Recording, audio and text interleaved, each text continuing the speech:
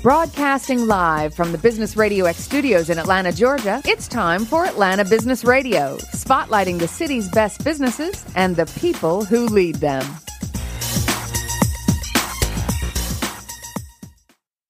Lee Cantor here, another episode of Atlanta Business Radio, and this is going to be a fun one. I have with me Karen Kelly with Children's Museum of Atlanta. Welcome. Oh, thank you for having me on the show. Well, Karen, before we get too far into things, tell us about the Children's Museum of Atlanta, mission, purpose, things like that.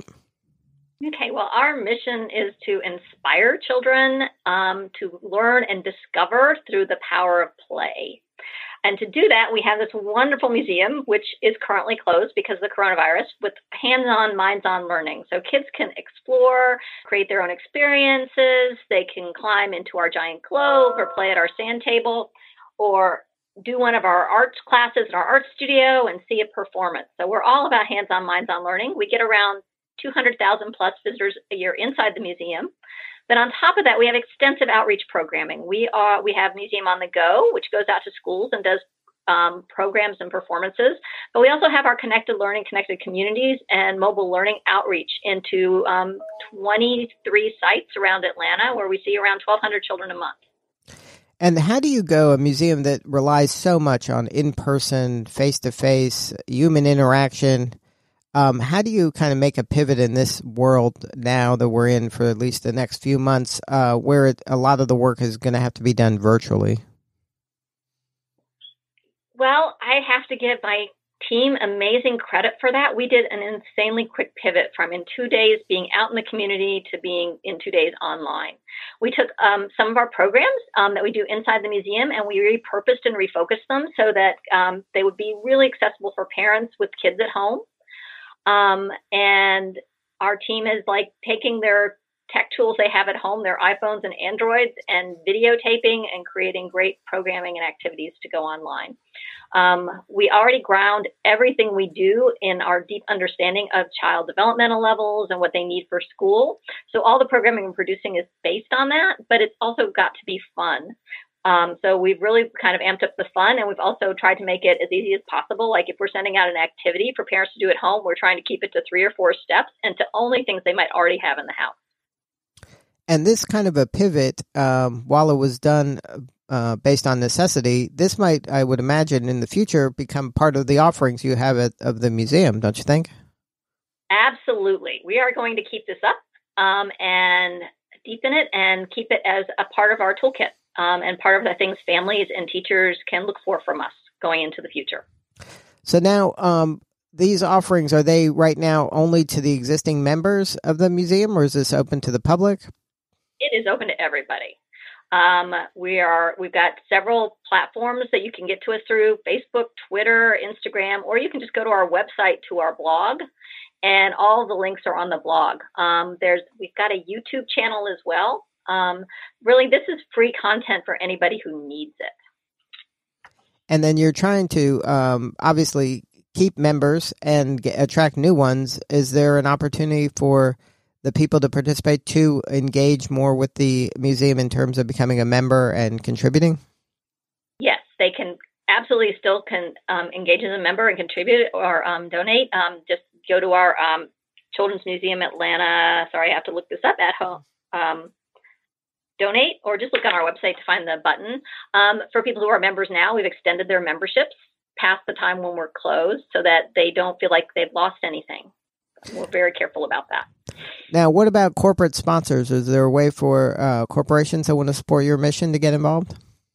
Absolutely. They can reach out to our development department through our website or go online again and donate, especially if they want to support our free online programming to the community. That would be wonderful. We'd be very excited. And then what's the type? I want to back up on that one. We also have already some terrific and amazing corporate partners who have helped support us through the past years. And I want to just give them a shout out and thank you. I'm not going to call out anybody specifically because I don't want to forget somebody, but really, truly, we have terrific corporate partners.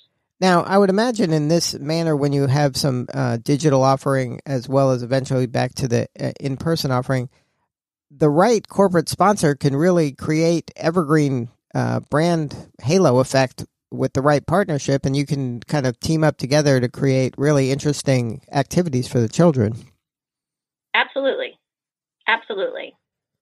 And we do some of that now. I don't know if people consider them a corporation, but Children's Healthcare of Atlanta, we partner with great content for them, for kids' health and nutrition, is just one example of how we work with our corporate partners. So now, moving forward on this, you mentioned your team is kind of creating its own content. Are you getting together and kind of working together as a team to kind of strategize? Okay, let's create some work around this, this material, and then and then go back to your team, like who has what at their house, and like how are you kind of executing this? That's exactly right. We have embraced the whole online meeting platform, and frankly, we meet with different team members almost every day, and that's exactly what we do. We want to do this activity, and we do a call out to the entire team. Do you have these things at your house? Can you take pictures of yourself doing this activity? And that's what happens. So we really do have the entire team involved, from our security guy to our executive director.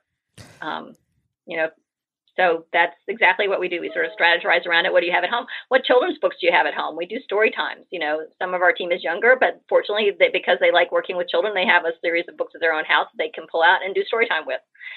People who have actually, like you mentioned earlier, they have their own video and audio equipment at home because they do work beyond the museum. And they have been generous in using that to create content for us.